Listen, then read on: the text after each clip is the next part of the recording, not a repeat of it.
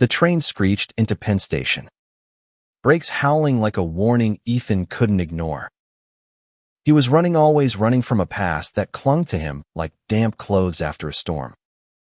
But when their eyes met, everything stopped. The chaos, the noise, his heart. Ethan Carter, 28, was no stranger to New York's rhythm. The city's pulse thrummed through him as he navigated the crowded platform, his worn leather jacket brushing against strangers. He was headed nowhere. Just another night escaping the weight of his father's voice echoing in his head. You're a disappointment. Ethan, fix yourself. Those words, sharp as broken glass, had driven him from his small Ohio town to this concrete jungle 5 years ago. He'd built a life here bartending, late-night poetry slams, a tiny Brooklyn apartment, but the ache of being wrong never left. The stranger stood out like a lighthouse in a fog. He was maybe 30, with dark hair curling slightly at the nape. His tailored coat a stark contrast to the platform's grime. He leaned against a pillar, scrolling through his phone, but his eyes flicked up just for a second and locked with Ethan's. It wasn't just a glance. It was a collision. Ethan's breath caught. His steps faltered, and the world tilted. The stranger's gaze held something raw, something that said he'd seen too much but still hoped for more. Ethan kept walking, or tried to. His heart pounded, urging him to turn back, to say something, anything. But fear, the kind that had kept him silent his whole life, clamped down hard. He boarded the 7 train, the doors hissing shut behind him. The stranger didn't follow. Ethan sank into a seat, staring at his reflection in the dark window. Who was he? And why did that one look feel like it cracked open a door Ethan had bolted shut years ago? He'd grown up in a town where different was a dirty word. His father, a pastor, preached love but practiced judgment. Ethan learned early to hide who he was, to bury the part of him that stirred when he watched certain boys at school, their laughter lighting up the hallways. He'd dated girls, played the part, but it was like wearing someone else's skin. When he finally came out at 22, his father's silence was louder than any sermon. His mother cried, not for him, but for the son she thought she'd lost. Ethan left the next day. New York was supposed to be freedom. He'd found a community, friends who didn't care who he loved, bars where he could be himself. But freedom came with ghosts. Every relationship he'd tried fizzled out. He told himself he didn't need love, didn't need anyone. Yet that stranger's glance had unraveled him, stirring a longing he'd buried deep. The train rattled through the tunnel, and Ethan's mind raced. He didn't believe in fate, but something about that moment felt deliberate, like the universe was nudging him toward a choice. He pulled out his phone, opened a notes app, and typed, "Man in the coat. Penn Station." Eyes like a storm. He didn't know why he wrote it, only that he needed to hold on to it. At his stop, Ethan stepped onto the platform, the city's hum wrapping around him. He glanced back, half expecting to see the stranger. Nothing. Just the usual chaos of commuters. He walked home through Brooklyn's neon-lit streets, the air crisp with early autumn. His apartment was a mess, books strewn across the coffee table, dishes piled in the sink, but it was his. He flopped onto the couch, staring at the ceiling, replaying that glance. It wasn't just attraction. It was recognition. Like the stranger saw the parts of Ethan he'd never shown anyone. Sleep didn't come easy. When it did, he dreamed of trains and dark eyes. of a voice he hadn't heard but could already imagine. Morning light spilled through his window, and Ethan woke with a decision. He'd go back to Penn Station tonight. He didn't know what he'd say if he saw the stranger again, but he couldn't let that moment slip away. Not this time. Ethan spent the day restless, his shift at the bar a blur of pouring drinks and forcing smiles. The stranger's face haunted him, those eyes, sharp yet soft, like they could see through Ethan's walls. By evening, he was back at Penn Station, heart thudding as he scanned the crowd. The platform was alive with motion, commuters rushing, vendors shouting, the air thick with the smell of pretzels and exhaust. Ethan leaned against the same pillar where the stranger had stood, his hands stuffed in his jacket pockets to hide their trembling. He felt foolish, standing there like a kid waiting for a first date. What was he expecting? That the stranger would magically appear, that they'd lock eyes again and everything would make sense. Still, he stayed, watching trains come and go, each one carrying a piece of his hope. An hour passed, then two. The crowd thinned, and Ethan's resolve wavered. This is stupid, he thought, turning to leave. That's when he saw him. The stranger was there, stepping off a train, his coat catching the fluorescent light. Ethan froze, his pulse a drumbeat in his ears. The man's gaze swept the platform, and for a heart-stopping moment, it landed on Ethan. A flicker of recognition crossed his face, followed by a hesitant smile. Ethan moved before he could overthink it. "Hey," he called, his voice rougher than he meant. The stranger stopped, tilting his head slightly, like he was trying to place him. "I saw you yesterday," Ethan said, stepping closer. "I don't know why, but I had to come back." The stranger's smile widened, warm but guarded. "I noticed you too," he said, his voice low, with a faint accent Ethan couldn't place. "I'm Lucas." He extended a hand, and Ethan shook it, the contact sending a jolt through him. Lucas's hand was warm, his grip firm but gentle. "I'm Ethan," he managed, suddenly aware of how close they were standing. The platform felt quieter now, like the world had shrunk to just them. "You? Come here a lot." Ethan cringed at his own words, but Lucas laughed, a sound that felt like sunlight. "Every day?" Lucas said. "I work in Manhattan, live in Queens.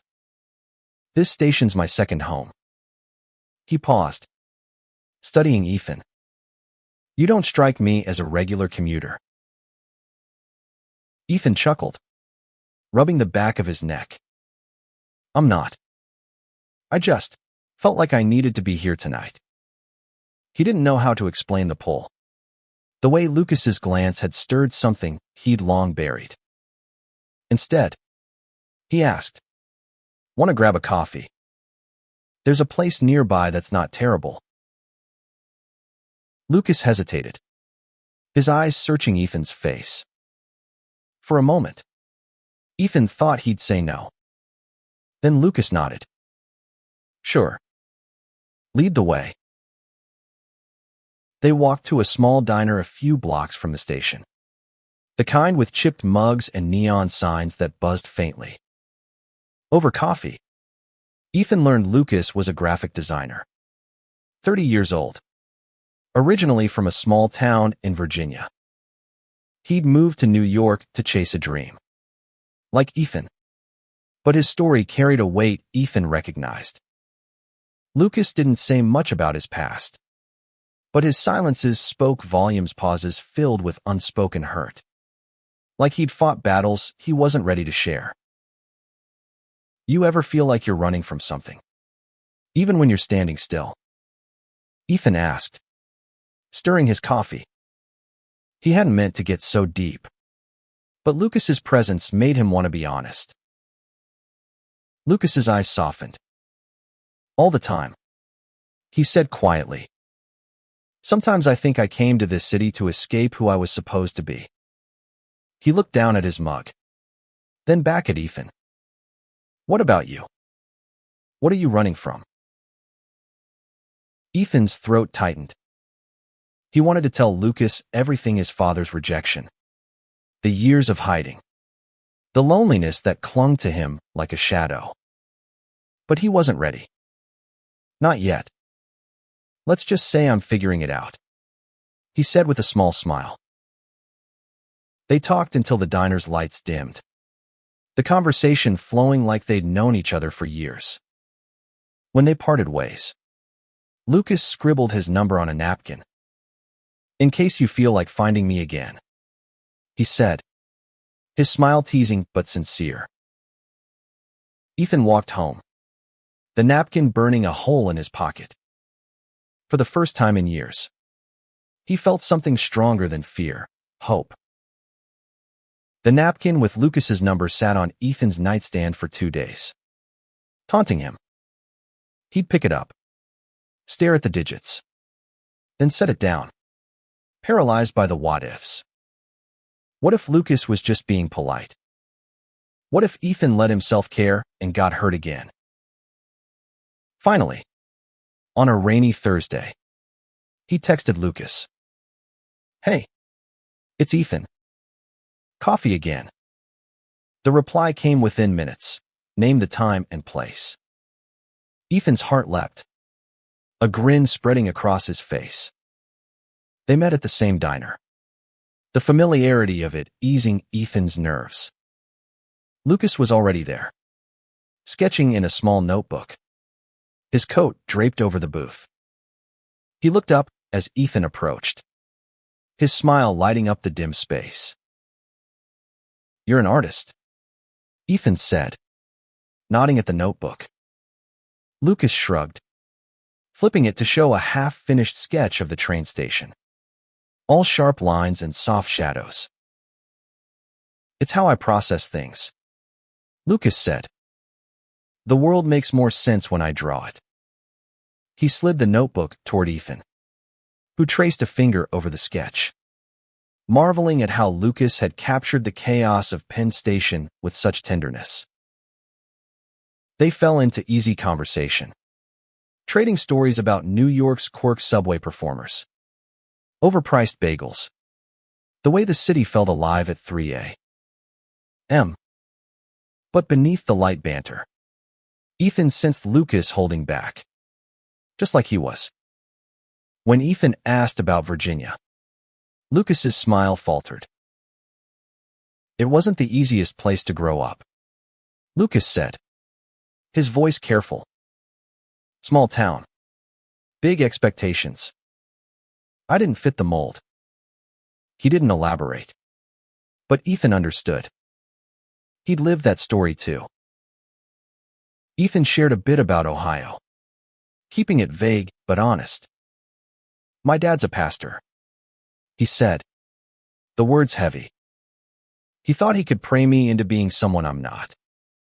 Lucas's hand twitched, like he wanted to reach out, but he didn't. Instead, he met Ethan's eyes, his gaze steady. That's a heavy weight to carry, Lucas said. You're here now, though. That's something. Ethan nodded, the knot in his chest loosening. They stayed until the diner closed, then walked through the rain-slicked streets, sharing an umbrella Lucas had pulled from his bag. Their shoulders brushed, and Ethan felt a spark he hadn't allowed himself to feel in years. When they parted, Lucas hugged him a quick, warm embrace that left Ethan breathless. Over the next few weeks, they met whenever they could. Coffee turned into late-night walks, then dinners at hole-in-the-wall spots. Lucas was witty, thoughtful, with a quiet strength that made Ethan feel safe. But there were moments when Lucas's guard went up, like when Ethan asked about his family or why he'd left Virginia. Ethan didn't push, but the questions lingered. One night, they ended up at a rooftop bar in Brooklyn, the city skyline glittering below. Ethan, emboldened by a second drink, took a chance. "Lucas, what are we doing here?" he asked, his voice soft but direct. "I mean, this, us. It feels like something. Am I wrong?" Lucas's expression flickered surprise, then something deeper. He set down his drink, his fingers tracing the rim of the glass. "You're not wrong," he said finally. "But I'm complicated. There's stuff I haven't told you. Stuff I'm not sure I can." Ethan's stomach twisted, but he reached for Lucas's hand, their fingers intertwining. "I'm not going anywhere," he said. "When you're ready, I'm here." Lucas's eyes shimmered, and for a moment, Ethan thought he might cry. Instead, Lucas leaned in, their foreheads touching. "You're too good, Ethan," he whispered. "I don't know what I did to find you." That night, Ethan lay awake, replaying Lucas's words. He was falling hard, and it terrified him. But for the first time, he wasn't running. He wanted to stay, to fight for whatever this was, even if it meant facing the ghosts they both carried. Weeks turned into months, and Ethan's world began to revolve around Lucas. They carved out a rhythm: weekend walks through Central Park, late-night talks over takeout, stolen kisses in quiet corners of the city. Ethan felt alive in a way he hadn't since he was a kid, before shame had taught him to hide. But Lucas's silences grew heavier, like storm clouds gathering on the horizon. One chilly November evening, they were at Lucas's apartment in Queens, a cozy space filled with art supplies and books. Ethan sprawled on the couch, watching Lucas sketch. The quiet was comfortable, but Ethan couldn't shake the feeling that something was off. Lucas's hand trembled slightly as he drew, his jaw tight. "You okay?" Ethan asked, sitting up. Lucas didn't answer right away, his pencil pausing mid-stroke. "There's something I need to tell you," Lucas said finally, his voice barely above a whisper.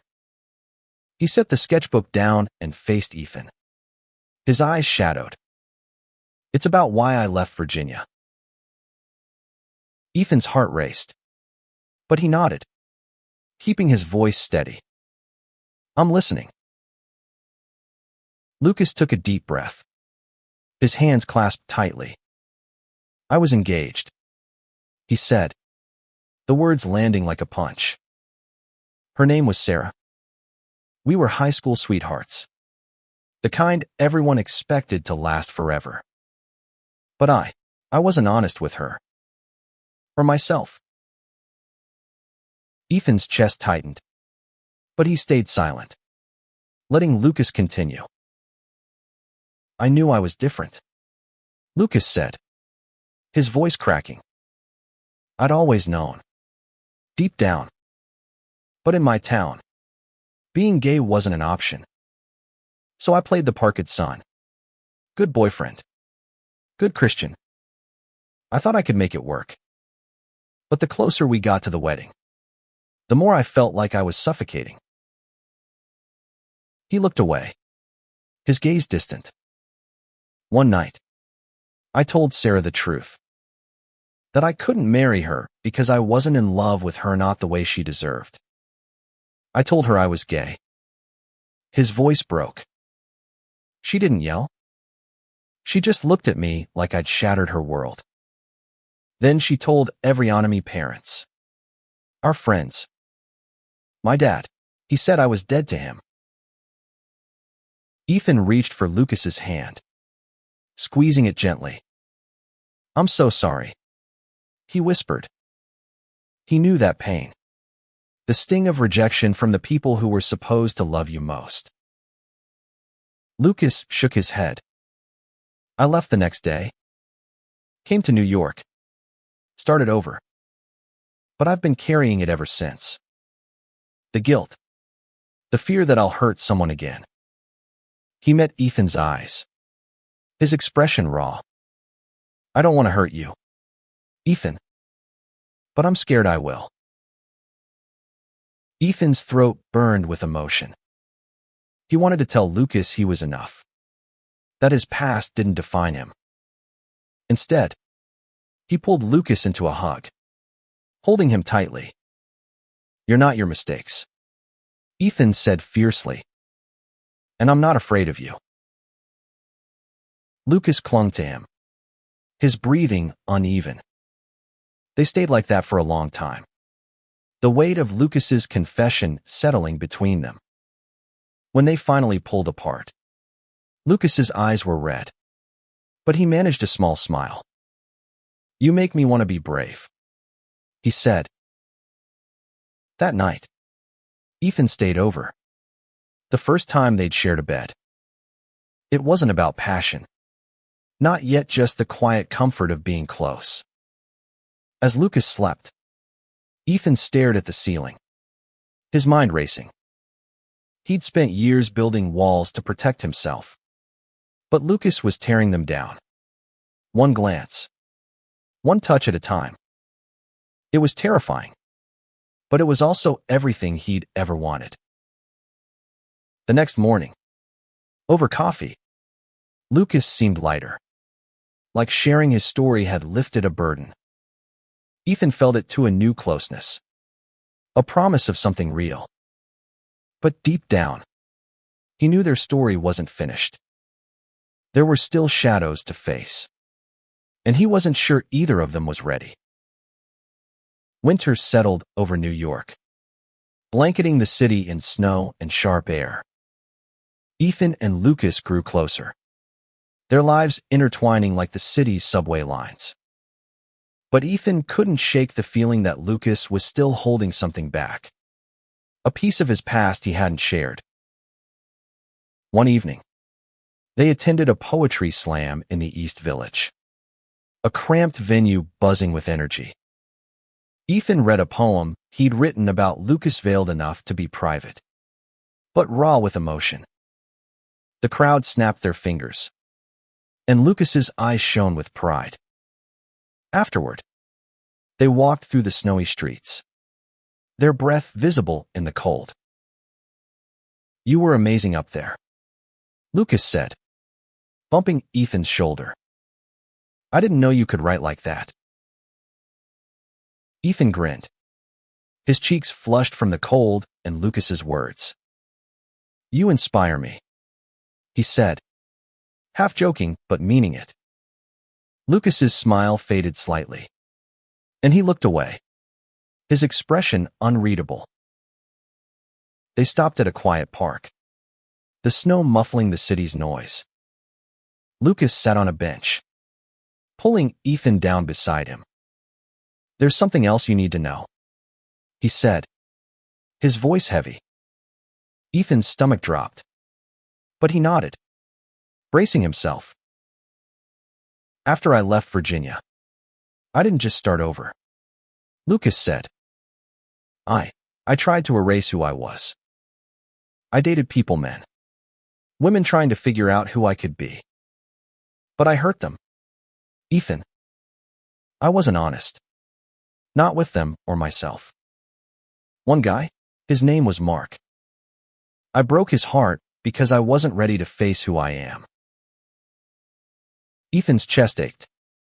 Not from jealousy, but from the pain in Lucas's voice.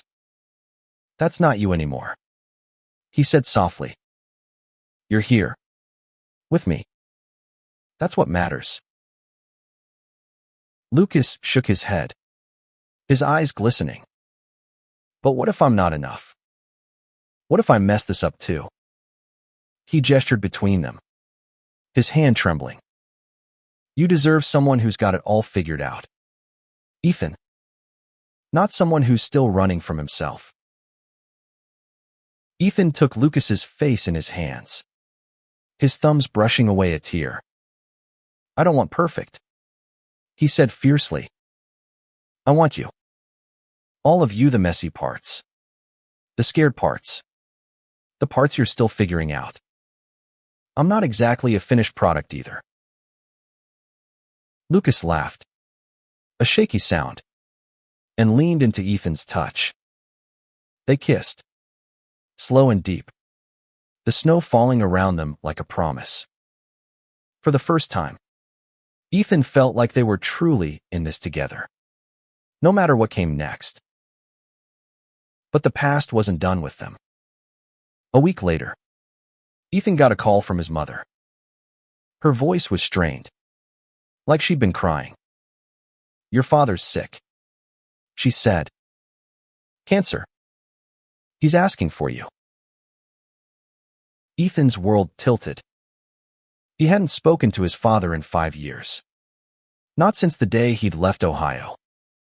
The thought of going back, of facing that judgment again, made his stomach churn. But something in his mother's voice quiet. Desperate hope made him say, I'll think about it. He told Lucas that night, expecting him to say it was a bad idea. Instead, Lucas took his hand. If you want to go, I'll go with you, he said.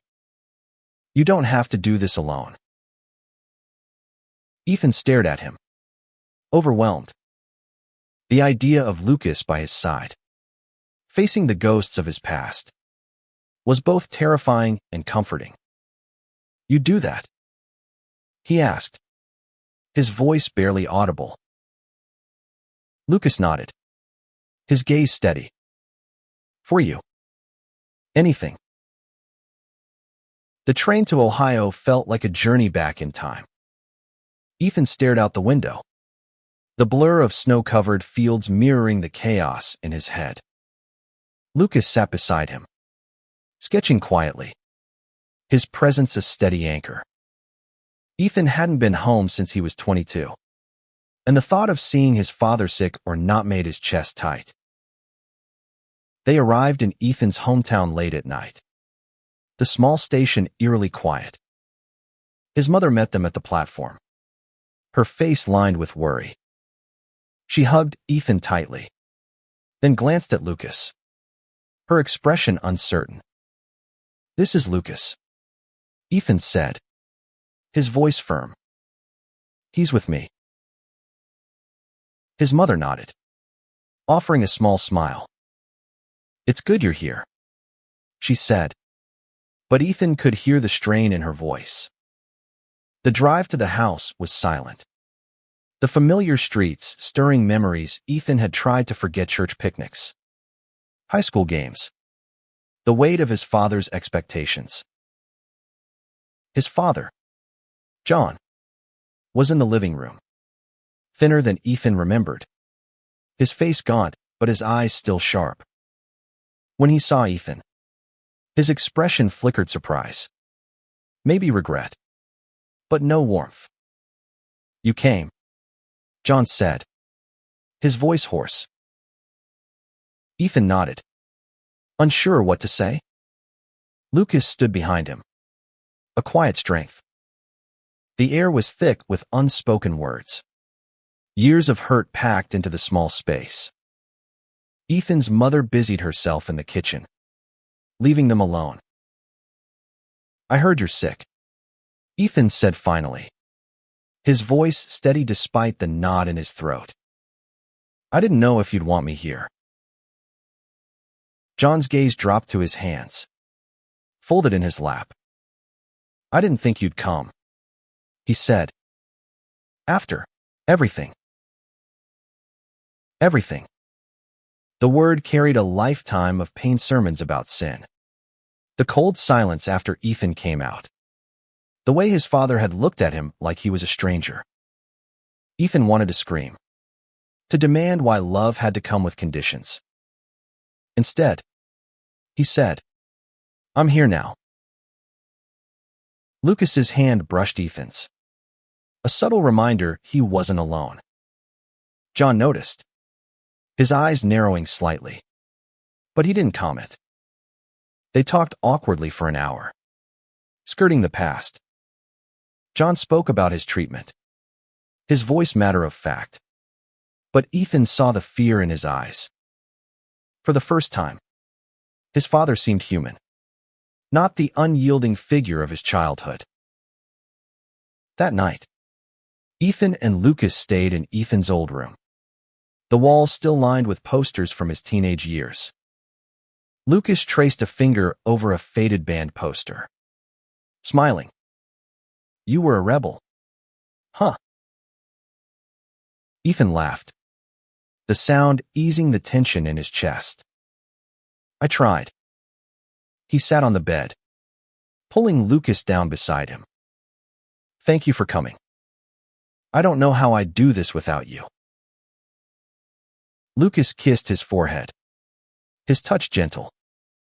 "You're stronger than you think," he said. "But I'm glad I'm here."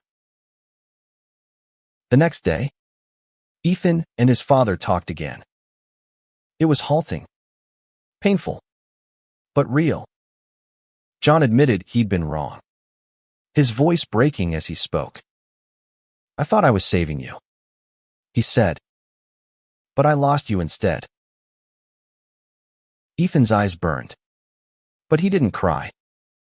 "I'm still here," he said. "I just need you to see me for who I am." John didn't answer, but his silence felt different this time, not rejection, but reflection. It wasn't forgiveness. Not yet. But it was a start. Back in New York, Ethan felt changed, like the trip to Ohio had shifted something inside him. His father's words, though incomplete, had cracked open a door to healing. But Lucas seemed quieter, his smiles less frequent. Ethan sensed the weight of his own past stirring doubts in Lucas. One night, they were at Ethan's apartment, cooking dinner together. The radio played softly, and Ethan teased Lucas about his terrible knife skills. But Lucas's laughter was forced, his eyes distant. Ethan set down his knife, turning to face him. "What's wrong?" he asked, his voice gentle but firm. Lucas sighed, leaning against the counter. "Seeing you with your dad, it brought up stuff," he said. "I haven't talked to my family since I left Virginia. I don't even know if they'd want to see me." Ethan stepped closer, his hand resting on Lucas's arm. "You don't have to carry that alone," he said. "If you want to reach out, I'll be there, just like you were for me." Lucas's eyes searched Ethan's, a mix of fear and gratitude. "What if they reject me again?" he whispered. "What if I'm not ready to hear it?" "Then we'll deal with it together," Ethan said. "But you deserve to know. You deserve to be seen." Lucas nodded, pulling Ethan into a hug. They stood there, the world outside fading away. Ethan realized how far they'd come from a fleeting glance on a train platform to this. A love that felt like home. But he also knew love wasn't enough on its own. They both had scars, and healing meant facing them together. The next day, Lucas called his mother. Ethan sat beside him, holding his hand as the phone rang. When she answered, Lucas's voice shook, but he spoke clearly, telling her he was happy, that he was himself. His mother was quiet for a long time, then said she needed time. It wasn't acceptance, but it wasn't rejection either. Lucas hung up, his face a mix of relief and pain. You did it, Ethan said, squeezing his hand. That was brave. Lucas smiled. A real one this time. I learned from you, he said. Over the next few weeks, they leaned into their life together. Ethan started writing again, his poetry sharper, more honest. Lucas's sketches filled with color, reflecting the joy they found in each other. But the past wasn't done with them. One evening, Lucas got a text from an unknown number. It was Sarah, his ex-fiancée, asking to meet. She was in New York for work and wanted closure. Lucas looked at Ethan, his expression torn. I don't know if I should, he said, but I think I owe her this. Ethan's heart clenched, but he nodded. Go, he said. You need to close that chapter. I trust you. Lucas met Sarah the next day at a quiet cafe. When he came back, his eyes were red, but he seemed lighter. She's happy now, he told Ethan. Engaged to someone else. She just wanted to understand why I left. He paused, his voice softening. I told her about you. Ethan's breath caught. And she said she's glad I found someone who makes me happy. Lucas said, his smile small but real. I think she meant it. Spring arrived, and with it, a sense of renewal. Ethan and Lucas moved in together. Their small apartment, a blend of Ethan's books and Lucas's sketches. It wasn't perfect dishes piled up. They argued over whose turn it was to do laundry, but it was theirs. Ethan felt like he was finally living, not just surviving. One evening, they stood on their tiny balcony, the city humming below. Lucas wrapped his arms around Ethan, his chin resting on Ethan's shoulder. I never thought I'd have this, Lucas said, his voice soft. A home. You. Ethan turned, kissing him gently. You're my home too, he said. And he meant it. The boy who'd run from Ohio, who'd buried his heart to avoid pain, had found something worth fighting for. Months later, Ethan got a letter from his father. It was short, written in shaky handwriting. I'm trying to understand. It said, I want to know you. It wasn't everything Ethan had hoped for, but it was enough. He called his mother, and they talked for hours, rebuilding a bridge he'd thought was burned. Lucas's family was slower to come around. His mother called occasionally, their conversations tentative but growing warmer. His father remained silent, but Lucas didn't let it define him. He had Ethan, their friends, a life he'd built from the ashes of his past. One day, they returned to Penn Station, standing on the platform where they'd first seen each other. The timetable board loomed above, its letters flickering. Ethan took Lucas's hand, his heart full. This is where it started, he said, his voice thick with emotion.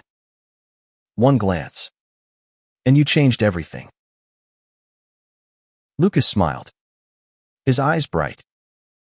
You changed me too, he said. I was just a stranger on a train. Now I'm yours.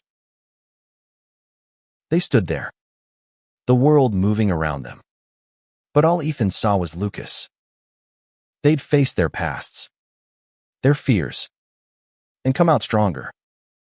The journey wasn't over. There would be more challenges, more moments of doubt, but they'd face them together. As the train pulled in, Ethan felt a weight lift.